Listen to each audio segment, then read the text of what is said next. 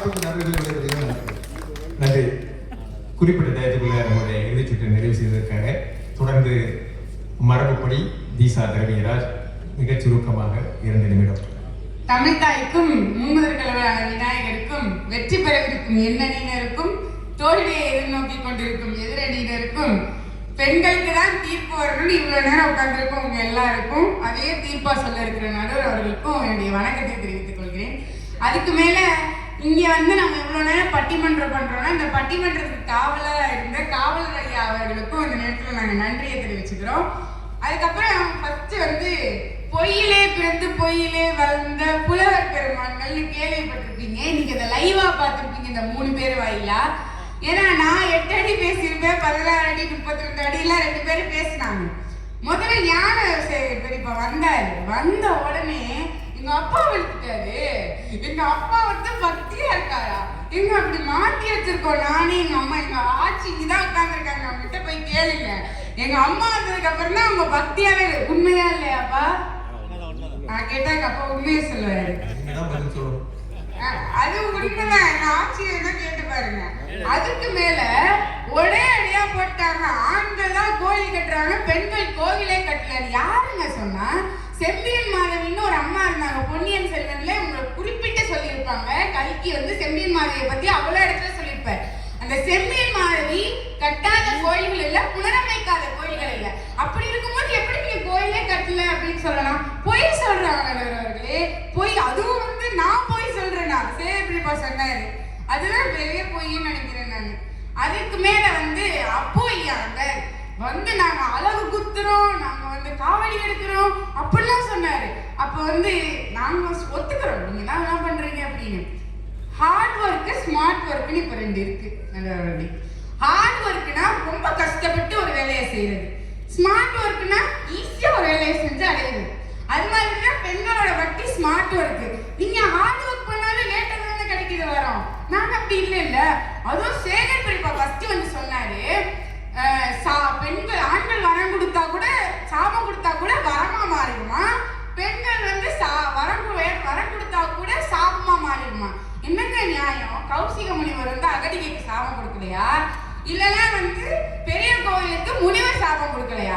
எல்லாரும் சாபம் கொடுத்துருக்காங்க. ஒரு அளவுக்கு தான் போய் சொல்லலாம், எல்லாருக்குமே சொல்ல முடியுமா? அது மாதிரி சொன்னாங்க 60 பேர் நாயன்மாரு, 11 பேர் ஆழ்வாரு. ஒரு பானை சோத்துக்கு ஒரு சோறு பதம். 60 பேருக்கு 3 பேர் பெரியவங்க தான், 11 பேருக்கு ஒருத்தர் பெரியவங்க தான். உண்மையா இல்லையா நடுவர் அவர்களே? நடுவர் அவர்களே, நம்ம ஊர் நல்லா இருக்கணும்னு நினைக்கிறீங்களா இல்லையா? நிச்சயமா நல்லா இருக்கணும். நிச்சயமா ஊர் நல்லா இருக்கணும்னு நினைக்கிறாரு.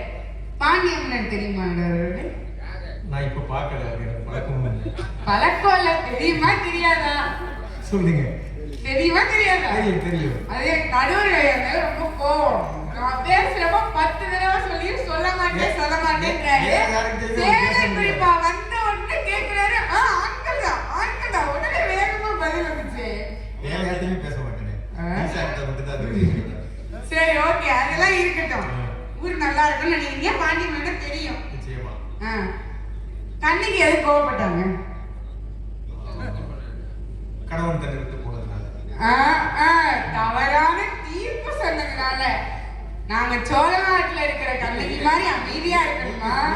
உங்க கோபம் மதுரையில இல்ல. அதான் நீங்க சோழ நாட்டு கண்ணகி மாதிரி அமைதியா இருக்கணுமா, பாண்டிய நாட்டு கண்ணகி மாதிரி ஆக்ரோஷம் பண்ணணுமா? நீங்க தான் முடிவு பண்ணணும். அதனால என்ன செய்து தீர்ப்பு கொடுக்கணும் பெண்கள். இப்ப வாயில வர மாட்டேங்குதுங்க. பேசிய பிறகும் நான் ஆண்கள்னு சொன்னேன்னா இங்க இருந்து எப்படி வருதுன்னு தெரியல எனக்கு. சொல்லக்கூடாது. அதனால நீங்க பேசி முடிங்க. அவ்வளவுதான், தீர்ப்பு முடிஞ்சிருச்சு. பெண்கள் தான் தீர்ப்பு. தெளிவா சொல்லலாம் தானே?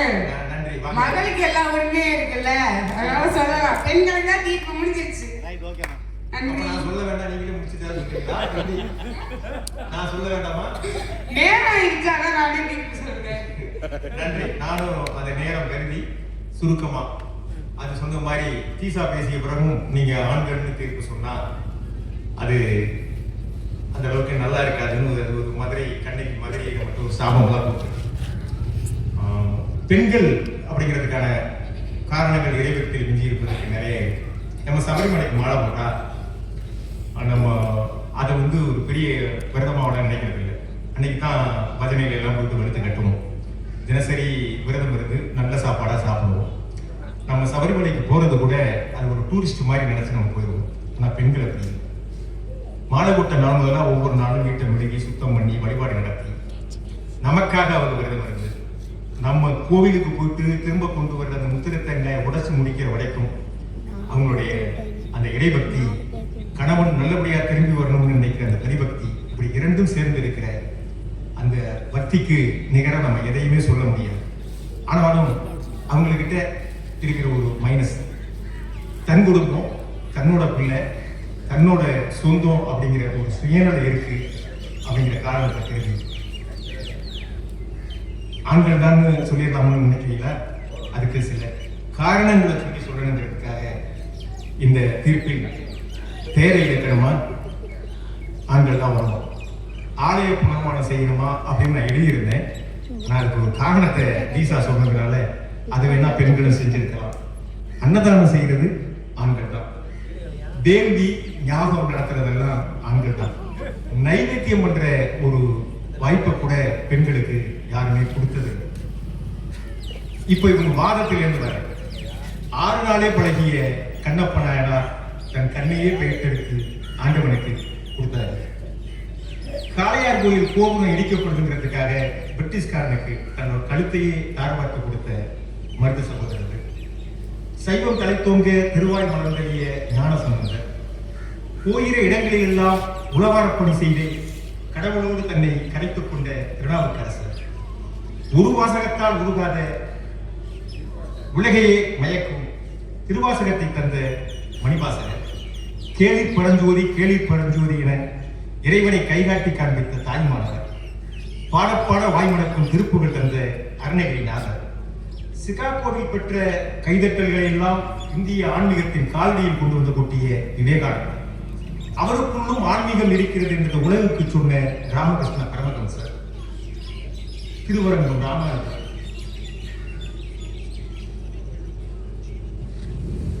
திருவண்ணாமலை ராமனர், திருப்பாட்டு தந்த தியாகராயர், இப்படி இறைபக்தியில் கிடைத்த 1000 பேர் ஆண்களாக இருப்பதால் ஆண்கள் தான் சொல்லி நான் தீர்ப்பு சொல்லாம மாற்றி சொன்னேன்னா இவ்வளவு பண்ணி நமக்கு அங்கீகாரம் கிடைக்கலையேன்னு இந்த ஆண்கள் வேற திசையில கிளம்பிட்டா அது தவறா போயிருமேங்கிற புரிதலோடு தண்ணீரை இறங்கி வந்து தன்னையே ஆண்டவனோடு கரைத்துக் கொண்டு ஆசாபாசங்களில் இருந்து விட்டு தந்து